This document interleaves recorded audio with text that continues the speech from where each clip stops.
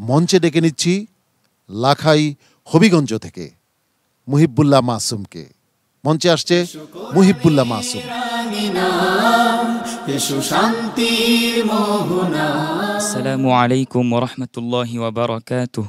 ওয়া আলাইকুম আসসালাম ওয়া রাহমাতুল্লাহি ওয়া বারাকাতুহু। আউযু বিল্লাহি মিনাশ শাইতানির রাজীম। বিসমিল্লাহির রহমানির রহিম। وإن كذبوك فقل لي عملي ولكم عملكم.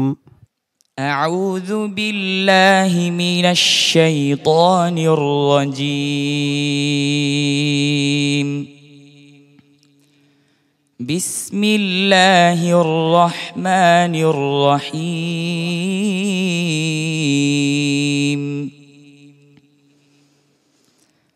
وإن كذبوك فقل لي عملي ولكم عملكم أنتم بريئون مما أعمل وأنا بريء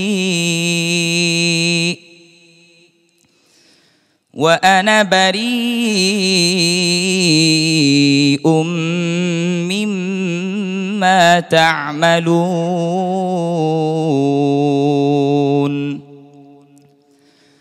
ومنهم من يستمعون إليك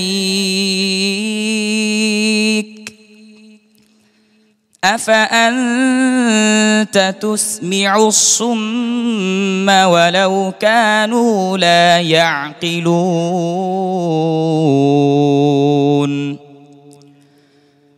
ومنهم من ينظر إليك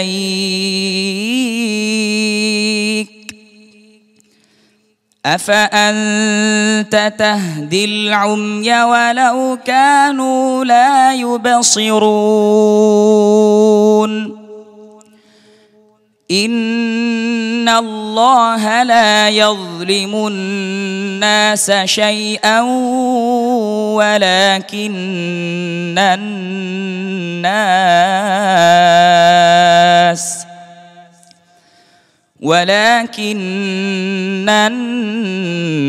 الناس أنفسهم يظلمون.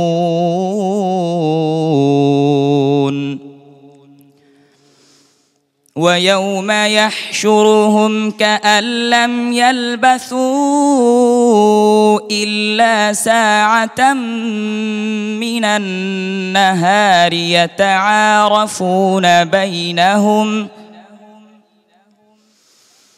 قد خسر الذين كذبوا بلقاء الله وما كانوا مهتدين.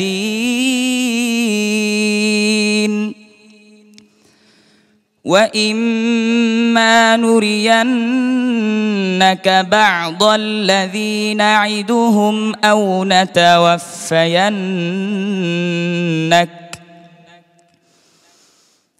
نتوفينك فإلينا مرجعهم ثم الله شهيد على ما يفعلون.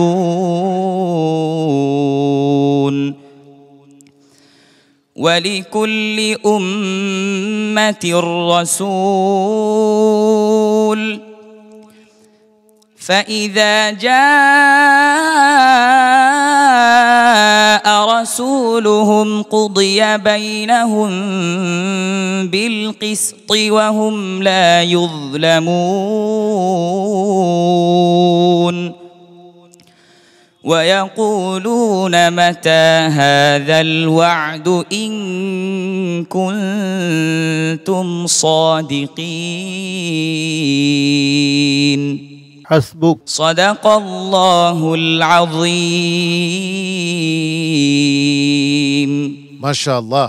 আজকের পর্বের প্রথম প্রতিযোগী কেমন করলো জেনে আসি উস্তাদজির কাছ থেকে।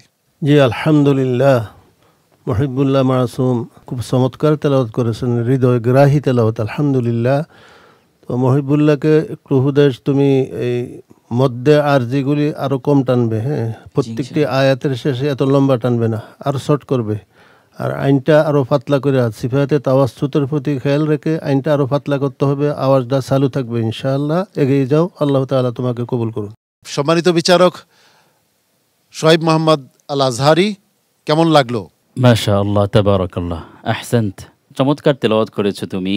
তবে আমি তোমাকে বলতে চাই, ওয়াকফ এবং ইবতিদা তিলাওয়াতের ক্ষেত্রে তোমার অর্ধেকটা তাজবিদ এবং অর্ধেকটা ওয়াকফ এবং ইবতিদার উপরে ডিপেন্ড করে।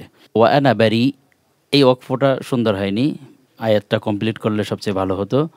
ওয়াকফ ইবতিদার প্রতি খেয়াল রাখবে, আল্লাহ তাআলা তোমাকে কামিয়াবি দান করেন। হাওরের দেশ লাখাই থেকে তুমি এসেছো, তাই না? হবিগঞ্জের লাখাই থেকে। তোমার জন্য অনেক অনেক দোয়া এবং ভালোবাসা রইল। আল্লাহ রাব্বুল আলামিন তোমাকে সফল কাম করুন। আসসালামু আলাইকুম ওয়া রাহমাতুল্লাহি ওয়া বারাকাতুহু। কোরআনের আলো